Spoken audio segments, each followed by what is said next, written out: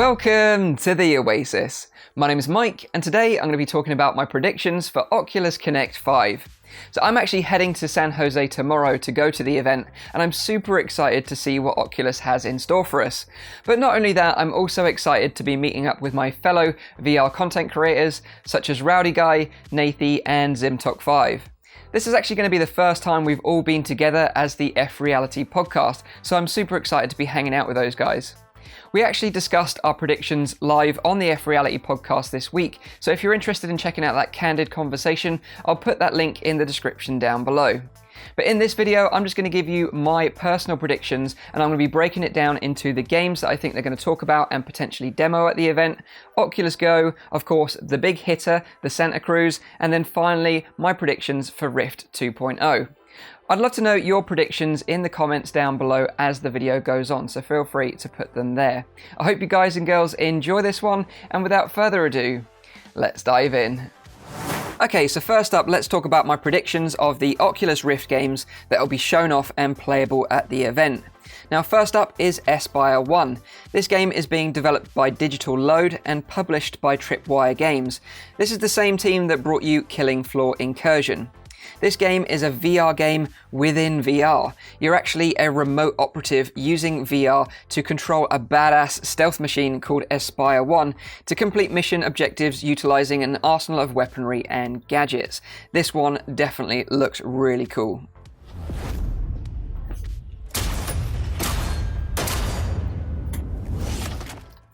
Next up is Stormland. This is from Insomniac Games, the same team that worked on the recent Spider-Man game, and they're bringing an open-world action-adventure game to the Oculus Rift. You must explore and scavenge parts from fallen allies to rebuild your robot body and fight the threat that's taking over the Stormland. The really cool thing about this game is that you can jump in cooperatively with your friends and take on Destiny-style raids together. I'm definitely looking forward to jumping in with friends to explore the Stormland together. Next is Defector. This is from Twisted Pixel, the same studio that brought you the creepy puzzle game Wilson's Heart. And they're back with an action-packed espionage game called Defector, and in this game it features gadgets, shooting, hand-to-hand combat, and jumping out of planes. Now, what's not to love about that? So next up, let's talk about the unknown title from Respawn Entertainment. So far, we've only been teased about the game from last year at OC4, and my best guess is that OC5 will find out the name and the genre of the game. My prediction is that it will be a shooter, and it will be in the World War II era, rather than carry on the Titanfall series. But I'd love to know your predictions in the comments down below. Next up, we're going to be talking about Creed Rise to Glory. This is the latest title in a series of awesome games from Servios, and this will have you playing as Adonis Creed and being trained by the legendary Rocky Balboa. You can fight through the single-player campaign or take the fight online with competitive multiplayer. And to round it off, Echo Combat. Ready at Dawn will no doubt be showing their new spin on Zero-G competitive multiplayer in Echo Combat alongside Echo Arena. In Echo Combat, a bit like Overwatch, you have to work together as a team to protect the payload at all costs. So that's my predictions of the games that will be shown and potentially demoed at the show. Of course, there's likely to be some that are just completely going to come out of nowhere, and I'm excited to hear about those. But let's move on and start talking about Oculus Go. First up, I think that Oculus are going to drop the price. And I think they're going to drop the price to $150 for the base model. And this is going to be so important for Oculus to spread the word of VR and really push it out to the masses as an affordable first great headset. We'll also, of course, get a roundup of all the best games that were released this year, but also on top of that, I really hope that we get some tools as content creators and people that want to share our VR experiences. I'm personally hoping that they implement a mirror application for desktop and mobile, so people that are in VR can share what they're experiencing with their friends and family around them, but also for us as content creators, we can live stream it and create Let's Play videos using that content. I'm also hoping for some more Oculus Go games to be announced. Right now, the only ones we've got to be excited about are Covert and Arca's Path, and I've covered both of them on the channel recently if you want to go and check them out. So let's get into the meat and bones of it, the really juicy stuff, and that is the Oculus Santa Cruz. So far, we know from reliable sources that getting hands-on with the Santa Cruz won't be a problem this year. So I'll be able to give you my hands-on impressions straight after the show, so make sure you stay tuned for that. So let's talk about the specs of the Santa Cruz. Obviously, we know it has 6 degrees of freedom head tracking and 6 degrees of freedom controllers, and is completely standalone like the Oculus Go. You don't need any external hardware or a PC to run this headset, and I think that's the best feature about it. The Oculus Santa Cruz will also feature inside-out tracking, similar to that of the Windows mixed reality headsets, with 4 wide-angle cameras on the front corners of the headset. The Santa Cruz controllers look very similar to the design of the Oculus Touch controllers, although the tracking ring has been inverted and is now on top of the controller, and I'd imagine this is for the inside-out tracking. We know that the controllers initially had a trackpad design, but they've redacted that for a more favourable thumbstick design. The Santa Cruz is likely to use an app on mobile, similar to that of the Oculus Go, to manage and keep track of your library of games and experiences. At the heart of the Santa Cruz is going to be a Qualcomm Snapdragon processor.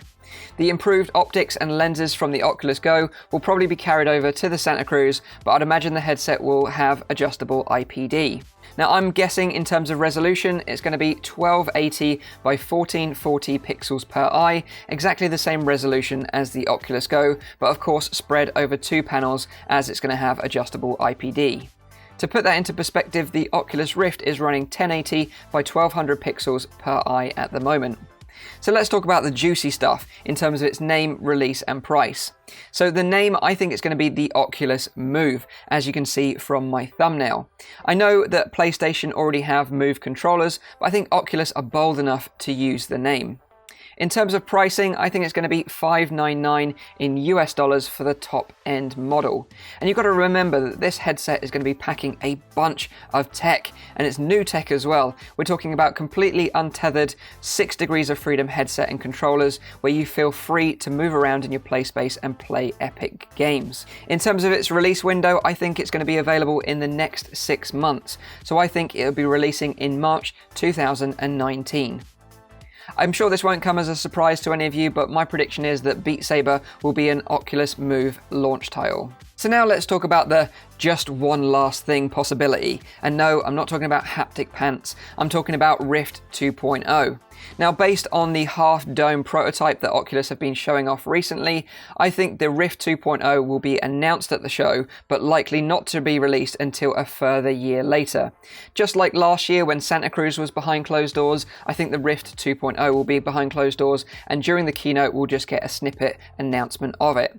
My predictions for the specs of the Rift 2.0 are based pretty much on the half-dome prototype that they showed, and I think the new Rift is going to be rocking a 140-degree field of view. I think that'll be pushing out at a display of 1440 by 1600 pixels per eye, the same sort of resolution as the Vive Pro.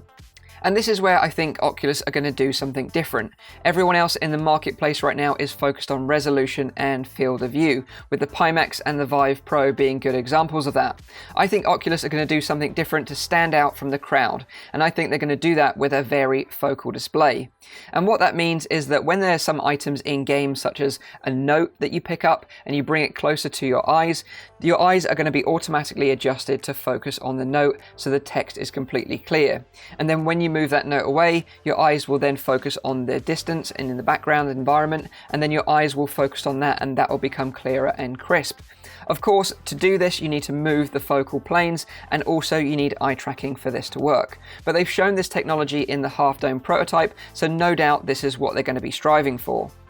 As they're going to be implementing eye tracking technology for the varifocal display, you can also use that technology for dynamic foveated rendering. What this means is the eye tracking can tell exactly where your eye is looking on the display, and that part of the display will be rendered at the best possible quality. Everything else in your peripheral vision will be rendered at a lower quality, therefore increasing the performance of the headset. I think with a varifocal display, eye tracking and dynamic foveated rendering, Oculus can blow the other headsets out of the water. But it's just a question of whether this technology is ready for consumers or not.